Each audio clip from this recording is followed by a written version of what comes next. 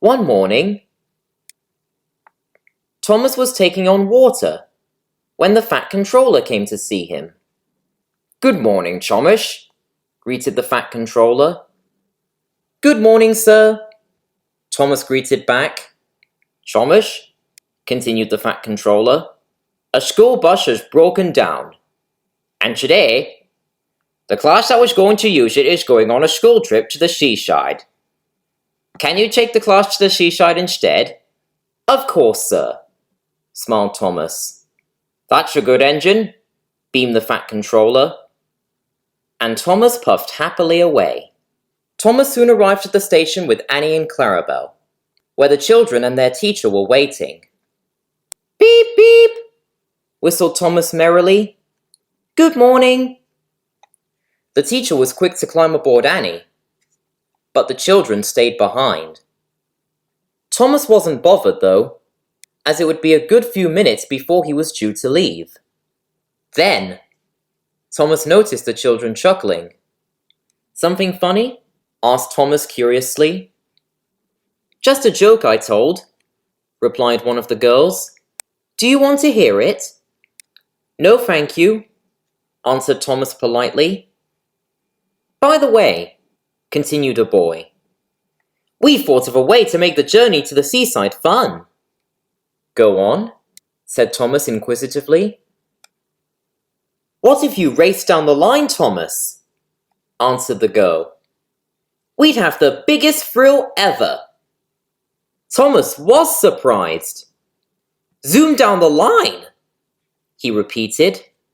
"I'm sorry, but I can't do that. If I went at top speed, I'd fall over on a bend and crash, hurting all of you. You wouldn't want that." "Oh, it will be fine," insisted the boy.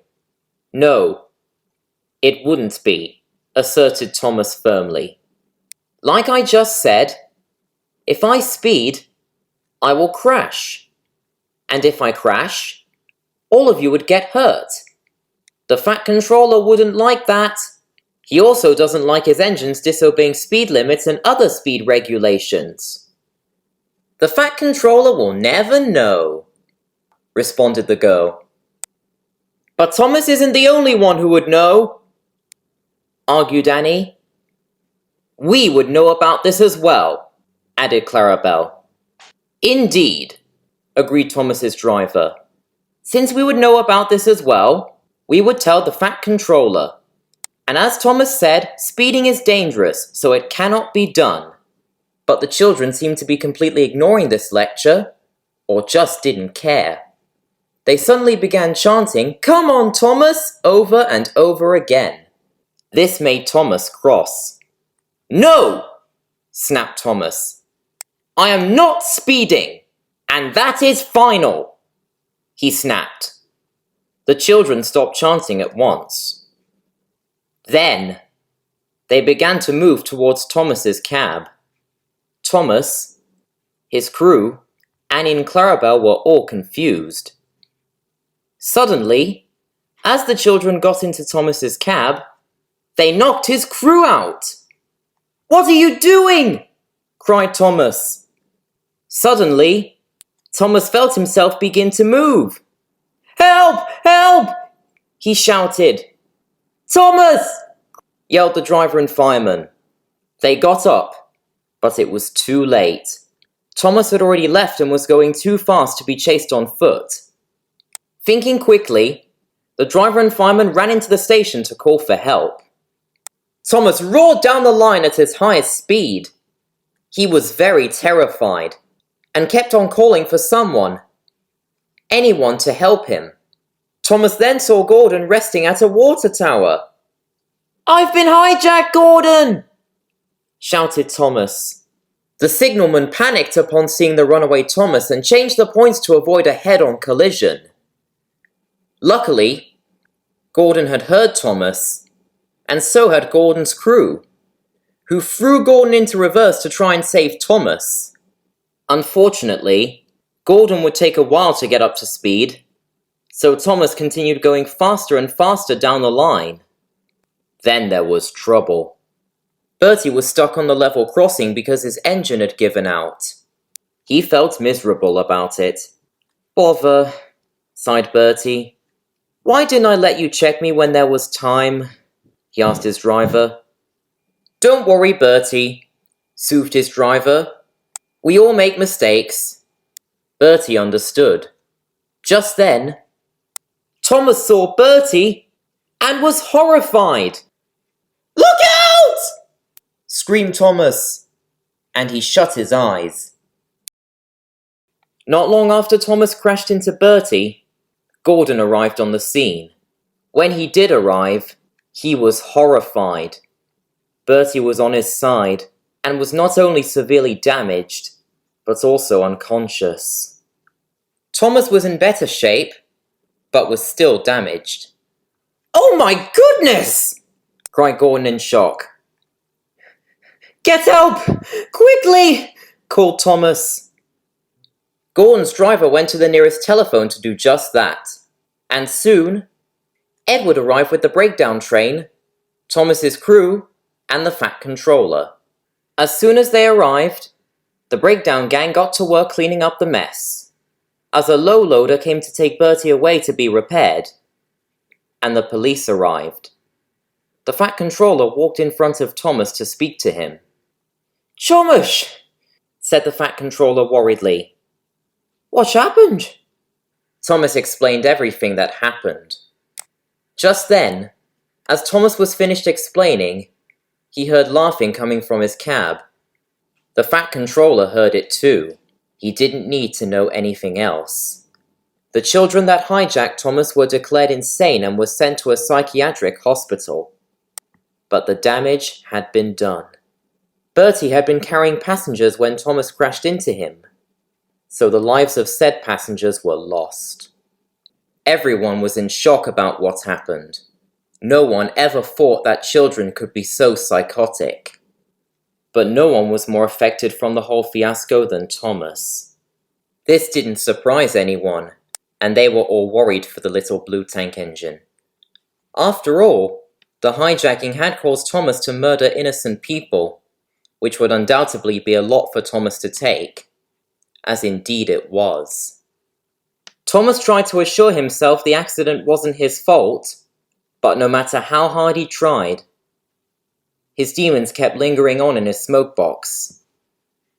Thomas's trauma was so bad, the Fat Controller ordered for Thomas to be kept in the sheds for now.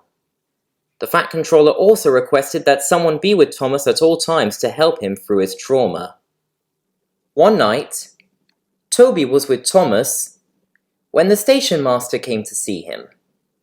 Toby, said the station master, Percy has broken down, so you'll need to take the mail train for him. I'd love to do that, answered Toby, but Thomas needs all the comfort he can get. What about Daisy or Mavis? I'm sorry, sighed the station master sadly, but Mavis has some shunting to do at the quarry and needs help from Daisy, so I'm afraid you're the only engine available to cover for Percy. All right, replied Toby reluctantly. He turned his attention to Thomas. I'll be back as soon as I can, Thomas. I promise. Thank you, stuttered Thomas meekly, and Toby left. Now, Thomas was all alone, as his crew had to go home. However, Thomas tried his best to remember the comfort from not just his crew, but everyone else. Soon, Thomas fell into an uneasy sleep. Suddenly, Thomas was awoken by the sound of feet moving on gravel. At first, Thomas thought nothing of it, until he noticed that whoever was walking towards the sheds. Driver? Fireman? Both of you two? Asked Thomas hopefully. Unfortunately, Thomas's hope was dashed, as it wasn't his crew who entered the sheds. Somehow, the source of the walking went through the door like a ghost, before stopping just afterwards. Thomas's expression went as white as a sheet as he saw who had entered the sheds. It was a group of children. But not just any children. It was the same group of children who had hijacked Thomas all those days ago. The children began laughing as they approached Thomas. Thomas tried to whistle for his crew, but he couldn't. He tried to move away, but he couldn't do that either. All Thomas could do was watch helplessly as the children got closer and closer to him. Please, don't hurt me. Please, Thomas begged, but the plea did nothing. Thomas! Thomas woke with a start to see Toby coming back. Thomas burst into a torrent of tears, and Toby felt more sorry than ever for his friend. After a long time of comfort, Thomas decided he had recovered enough to work, which the Fat Controller agreed to. However, he told Thomas to take it easy, which was advice Thomas listened to. Later that morning, Thomas was resting at the top station with Annie and Clarabelle while Thomas's crew were talking to the guard. "Did you know that the station master was burgled last night?" asked the guard. "You don't say!" gasped the driver. "I didn't know he had anything worth stealing to whoever the thieves are." "He won a cup for gardening recently," explained the guard. "Not only was that taken, but so was his car. Not that new one he's so proud of," said the driver. The guard sadly nodded. Thomas was very concerned after hearing this, and felt sorry for the station master. "Don't worry, station master," Thomas thought. "I'll help you get back what's rightfully yours. I promise." Later, Thomas was running nicely. The road was right beside the railway here, and the journey did help put him in a positive mood. Just then, Thomas had to stop at a signal. So he did. But as Thomas waited, a red car that raced by caught his eye. "That can't be," Thomas thought. "Can it?" Then, the signal dropped, and Thomas started again, going a little bit faster to catch up with the red car. "Whoa! Steady, Thomas," said the driver. "There's plenty of time." "Can't we get closer to that car?" panted Thomas. "It looks like station masters to me." "Lots of cars look like that," laughed the driver. But he opened the regulator to get level with the car anyway. And when Thomas did get level with the car, there was no mistake about who it belonged to. "It is the station master's car!" exclaimed Thomas's driver. Sure enough, it was. Then, Thomas saw who was driving the car, and his face went pale. Driving the car was the children that had hijacked him to make him crash into Bertie. "No! No! No!" cried Thomas. Thomas held himself back from crying. His driver, fireman, Annie and Clarabelle all saw this. "You can do it, Thomas!" encouraged the driver. "Remember our comfort!" Thomas did his best to remember exactly that. Then, he remembered his promise to the station master. "I promised him," Thomas said more bravely. "And I will keep it! Full speed, driver!" The driver didn't hesitate. He knew they had to catch those evil children and get them back where they belonged. So, the race was on! The fireman shoveled coal like never before, and Thomas kept his eyes on the car. "You won't get away with what you are doing, you devils!" he called. Just then, Thomas heard a horn in the distance, and the source raced behind the car. "Hello, Thomas!" "Bertie!" called Thomas. He had never been so happy to see Bertie. "We'll do this together!" called Bertie. Thomas agreed at once. As the chase continued, Thomas had an idea. "Driver," he said, "can you send a note to the nearest signal box to tell the signalman to alert the police?" "Of course," said the driver, and he and the fireman quickly wrote the note and put it in an empty lunch tin. Soon, Thomas was at the signal box, slowing down and whistling to alert the signalman. "Police!" shouted the driver, as the fireman threw the lunch tin inside. When the police were alerted, they made a large hole in the road for the car to get stuck in, and Bertie blocked the evil children from escaping. The children were sent back to the psychiatric hospital, and the Fat Controller praised Thomas, his crew, and Bertie. "Thanks to your quick thinking," he said, "the station master's cup and car was saved. You should all be very proud of yourselves." "Indeed we are," smiled Bertie.